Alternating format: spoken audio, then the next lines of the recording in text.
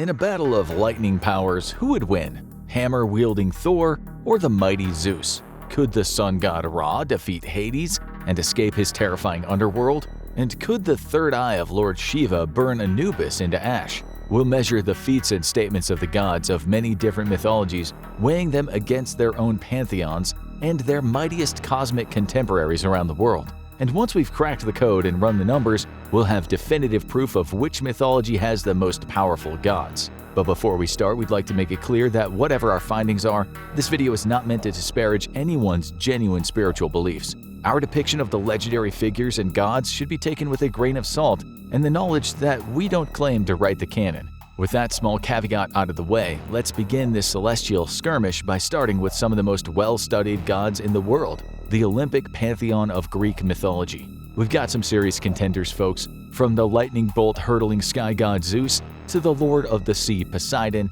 to the master of the underworld Hades. These three brothers are the baseline for what makes a powerful mythological god. While most of the other Greek gods and goddesses are mighty in their own right, none can claim to be truly equal in prestige or power to Zeus, Poseidon, and Hades. After the Titanomachy, a grand conflict where the gods overthrew the primeval Titans for control of the universe, Zeus and his two most famous siblings gambled amongst each other for who would lead the pantheon.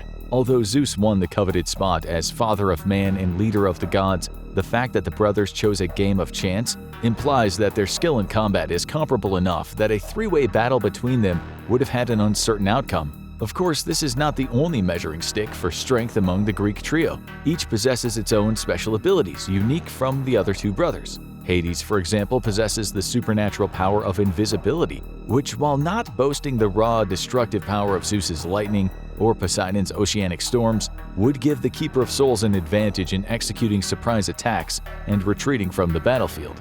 The paranoia that might come from Hades' potential presence would be enough to make any of his enemies wary, especially considering that he can manipulate the crust of the earth in order to create gaping chasms and fissures. When Hades stole Persephone from her mother, the earth goddess Demeter, he was able to open the earth, abduct his target, and disappear back below the ground while closing it behind him, all without being stopped by any of the other gods. Though Zeus's eventual intervention led to an uneasy compromise between Hades and Demeter, it is clear that Hades commands great power, especially within the territory of the underworld.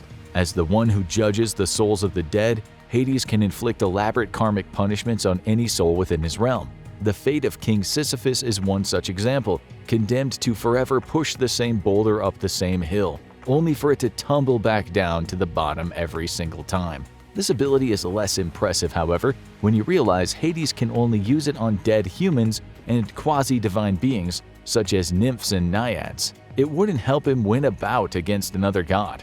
His brother Poseidon is better known for messing with living heroes, including Odysseus, whom he turned the ocean against for many years. Though he is a marine god, Poseidon is able to cause terrible earthquakes, thus rendering Hades' geokinesis a non-factor in a fight between them.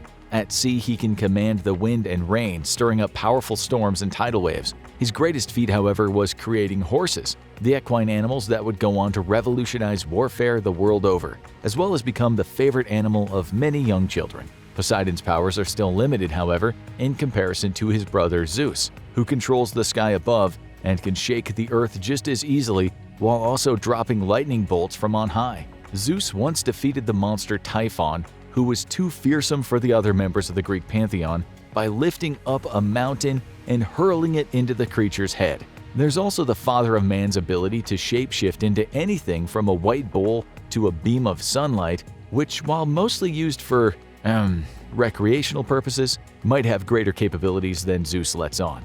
Through these three brothers who represent the pinnacle of the Olympian pantheon, we can understand that a truly powerful god must be able to command the elements throughout a major portion of the mortal realm, at least the earth, sea, or sky. Additionally, they must also be able to hold a position of authority or some important station within their pantheon without being meaningfully challenged by any similar god in that role. Let's see how these Olympians stack up as we move on to our next pantheon, the Norse gods. Even a cursory look at Norse cosmology reveals that the Viking pantheon resides within 9 realms, which are mostly within the control of their leader Odin. A wise and shrewd chief god, Odin made bloody sacrifices to the universe in exchange for greater power. He obtained an infinite source of knowledge by dropping his eyes into the well of Mimir, gained the power to compel other beings through poetry by questing for the mead of inspiration, and became fluent in the runic alphabet and their magical properties by impaling and suspending himself from the Tree of Life for 9 days. Yeah, Norse legends are just kinda metal like that.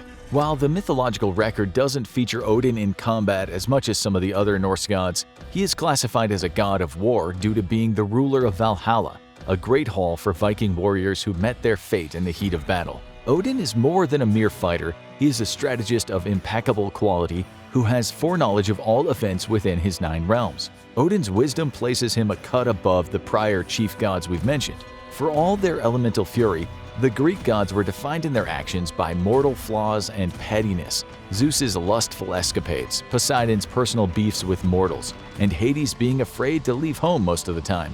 We can at least relate to that last one. Odin would run circles around these predictable brothers with his intelligence, and his own sons may very well be the Olympians' rivals in terms of strength. His most celebrated offspring is Thor, the Norse god of thunder, who trivializes Zeus's lightning bolts with his own divine weapon, Mjolnir, a striking hammer or axe-like projectile that can kill most beings in the 9 realms in a single blow, as well as summon storms and lightning. Thor's other artifacts include the Megingjord belt, which doubles his already godlike strength, and his chariot-pulling goats, Snarler and Grinder, who break mountains in half as they ride. From the looks of things, the Norse gods are simply operating at a higher level than the great gods. However, they do have a clear weakness, and that's their vulnerability to prophecy. Most of the Norse pantheons are fated to die tragically in a cataclysmic event known as Ragnarok. A lenient reading of this could imply that this means Odin, Thor, and the rest of the kin are invincible in any other battles besides the one destined to be their epilogue.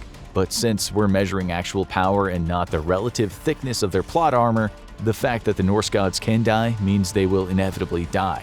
Their immortality and their overall ability to win fights are limited by the existence of Ragnarok as a concept. In order to go to a higher level of power, we'll need to explore a pantheon that's transcended death itself. We'll have to take a trip down to the Nile River Valley and meet the gods of the ancient Egyptian pantheon.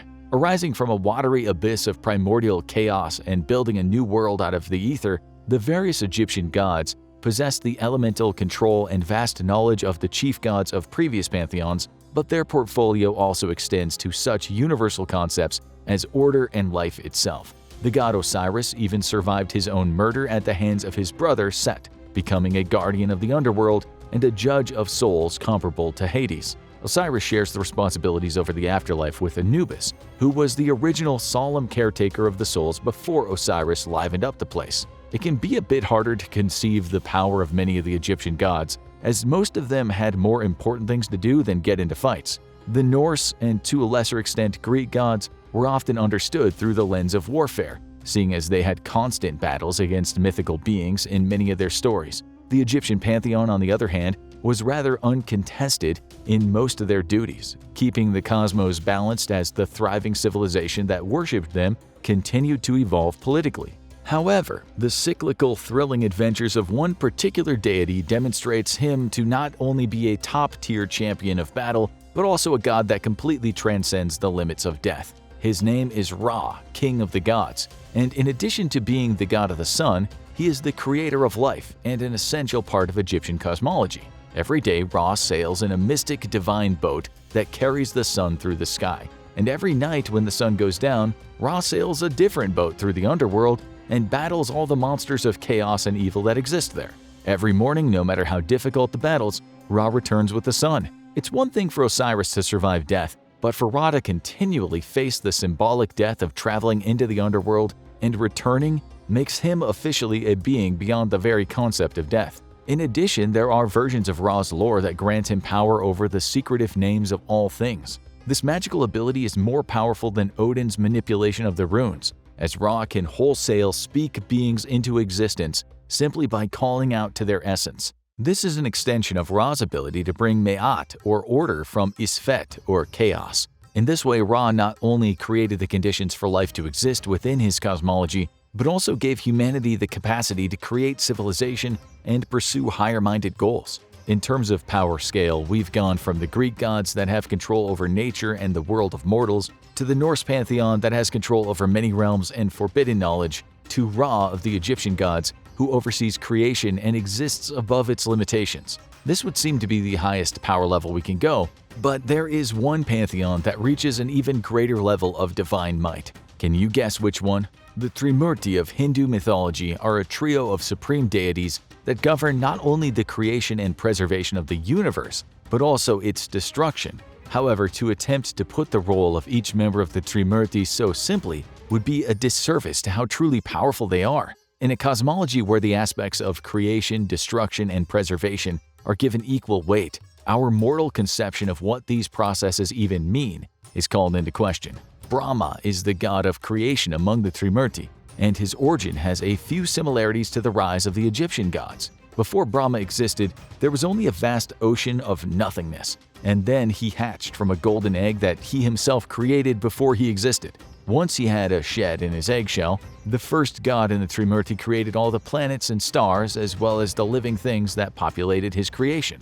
The exact details of Brahma's role in the Trimurti beyond this description are the subject of continuing academic study and debate. But it's important to note, for the sake of gauging his power, that Brahma can return to creation from absolute nothingness. This means that no force of destruction, not even the next member of the Trimurti who we'll get to, can truly prevent Brahma from simply existing again and creating an entirely new universe. This proves to be one of the only conceivable blind spots of Lord Shiva, who is sometimes referred to as the Destroyer in the context of his role in the Trimurti. Though this title sounds ominous, Shiva is not an evil being. He is in fact, among other things, a yoga instructor and a music teacher who bestows cosmic wisdom upon mortals and gods alike. His true nature is not violent, though he is certainly capable of it when there are demons to destroy. Rather, it's more accurate to think of Shiva as a being that personifies necessary change. Much like the dimension of time, Shiva is impartial and total in his destructive potential.